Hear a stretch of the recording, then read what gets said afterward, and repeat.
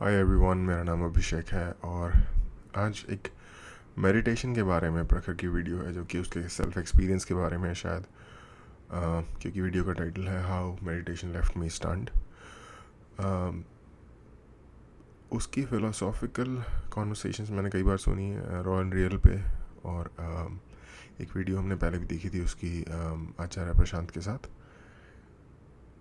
Meditation पे उसका क्या कहना है ये मैं जानना चाहता था, तो चलो देखते हैं और शायद मैं कुछ अपनी पर्सनल एक्सपीरियंस भी शेयर कर सकूं मेडिटेशन के बारे में। So I went up to her and I asked her, I'm like, it is like I'm seeing things in HD. And she said, welcome to the present moment. And that's it. Yeah, and I'm like, what the hell? Oh okay, कि meditation के बाद का experience वैसा होता है। But I think एक लंबे समय तक मेडिटेशन करने के बाद वो वाली स्टेज आएगी। Right? So, like, and from my experience of meditating, I've had terrible experiences with meditating. I've had beautiful experiences with meditating. I have seen stuff that was special, relatively speaking, to that point, but none of it is in the realm of like supernatural or super conscious. Right, I'm a pragmatist when it comes to that. I don't see even a scientific stretch. I'm not saying a scientific explanation, a scientific leap of faith even to explain something like that kind of stuff. But I'll tell you something special that did happen to me. This is part of my vipassana experience. I probably told the story many times. Around day 5, right, I this has been 4 days of just non-stop meditating.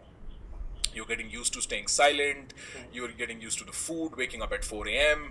and मेरा personal experience यानी कि मुझे कोई super natural experience हुआ है कि नहीं उसके बारे में। उससे पहले okay, let me step back. मैं करता हूँ मेडिटेशन रेगुलरली। बहुत मैं नहीं कहता कि मैं एक एडवांस लेवल पे हूँ, बट शायद मैं बिगिनर लेवल पे ही हूँ। लेकिन मैं मेडिटेशन करता हूँ एवरी डे 5 मिनट के लिए।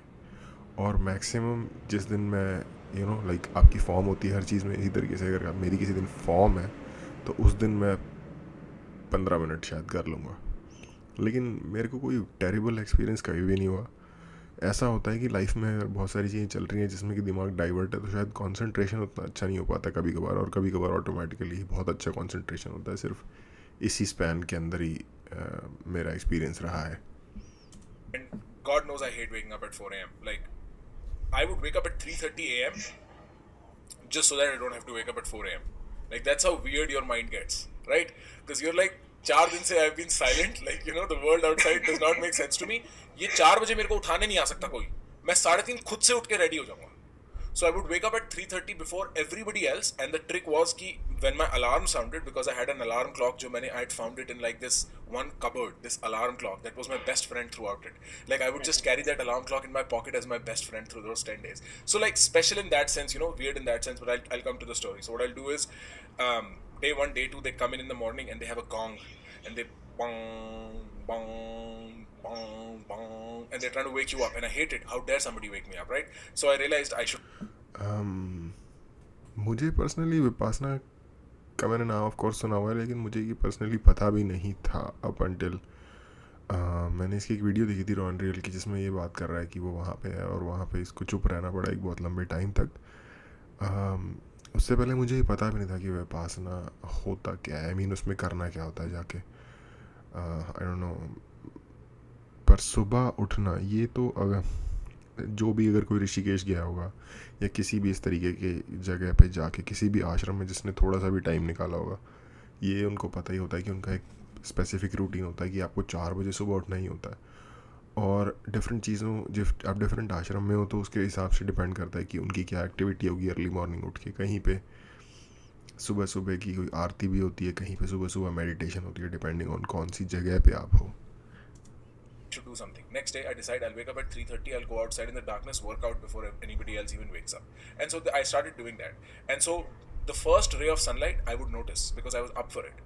I would wake up in the dark, right?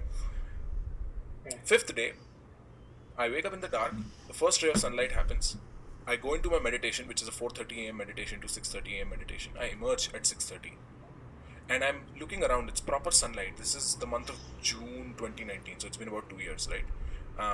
It's proper sunlight, 6:30 a.m. Right, northern hemisphere, way up in the north. This is Wisconsin, Midwestern of Northern America, and um, the dewdrops are particularly beautiful that day.